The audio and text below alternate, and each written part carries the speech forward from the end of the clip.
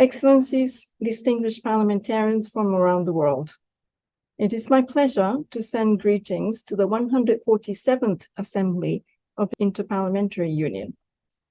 Let me begin by expressing my support to you in organizing this expert hearing on the theme of addressing the social and humanitarian impact of autonomous weapon systems and artificial intelligence. This is an extremely timely topic. Evidently, technology is advancing at a pace far ahead of our ability to effectively govern its opportunities and risks for international peace and security.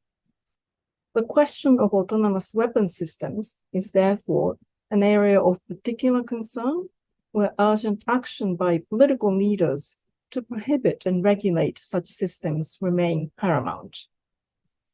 Moreover, as we have heard from many leading experts over the past few months, AI has the potential for disruptive impact. As such, it poses a peculiar set of risks. In his joint statement with the President of the International Committee of the Red Cross on Autonomous Weapon Systems, UN Secretary-General Antonio Guterres expressed his concern at the increasing availability and accessibility of sophisticated, new, and emerging technologies. There is a growing awareness of how these technologies, such as in robotics and artificial intelligence technologies, could be integrated into autonomous weapons. I share the Secretary-General's concern, particularly in view of the inherent risks associated with the design, development, and use of artificial intelligence, particularly in the weapons domain. Take, for example, the risks associated with the reliability of artificial intelligence. We are not certain that AI-enabled systems are consistently reliable, meaning that they will function in the intended manner. In addition, challenges, including algorithm, data, and even institutional bias, raise serious questions beyond reliability. Moreover, AI-enabled systems may not be explainable. The military domain rests on complex decision-making parameters based on analysis of data from command, control, and communication centers. It is thus fundamental that AI-enabled outputs are explainable to human operators and decision makers. Integrating AI into autonomous weapon systems can exponentially expand their autonomy, thereby increasing the chances of their unreliability and unpredictability. This could, in turn, negatively impact crucial decision-making processes, such as target recognition and use of force. As a result, serious questions exist about states' ability to comply with international law, including international humanitarian law and international human rights law, when developing, deploying, and using increasingly autonomous weapon systems. Ultimately, AI applications should do what humans expect them to do, and they should do so with a clear explanation of decisions taken. Above all, AI should never be put in charge of making life and death decisions. As the Secretary-General has reiterated, the autonomous targeting of humans by machines is a moral line that we must not cross. Machines with the power and discretion to take lives without human involvement should be prohibited by international law.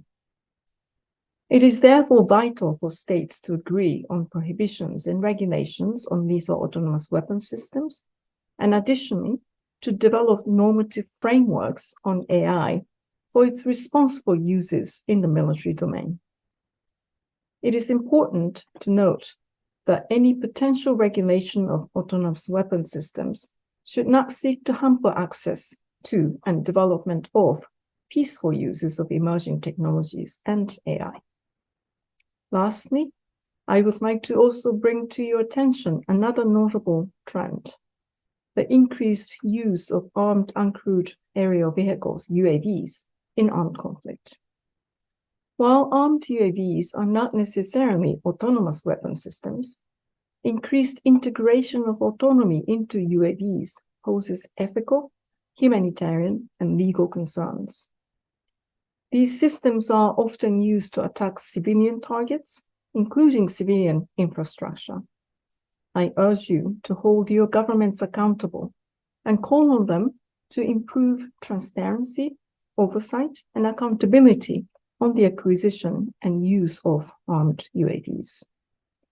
Distinguished delegates, at both the domestic and international levels, states should ensure complementarity between discussions on autonomous weapons and those on artificial intelligence. This will ensure that decisions in these areas are mutually reinforcing. States should also work with relevant stakeholders, for instance, the defense industry, to understand, evaluate, and create safeguards in relation to both artificial intelligence and autonomous weapons systems. At the multilateral level, states should agree on a legally binding instrument. Firstly, to prohibit autonomous weapon systems that function without human involvement and that therefore cannot comply with international humanitarian law. And secondly, to properly regulate all others. Earlier this year, the Secretary General set the timeline for concluding this legally binding instrument to prohibit and regulate lethal autonomous weapon systems by 2026. 2026 is just around the corner. We need to act now. Distinguished delegates, success in effectively addressing these challenges will require the sustained efforts of all stakeholders, including academia, industry, and civil society. Parliamentarians, just like yourselves, play a crucial role in holding your governments accountable and in ensuring transparency in governance. Your work as parliamentarians is essential in bringing the message home and triggering concrete action by your governments and your societies more broadly. Thank you very much for your attention, and I wish you fruitful deliberations.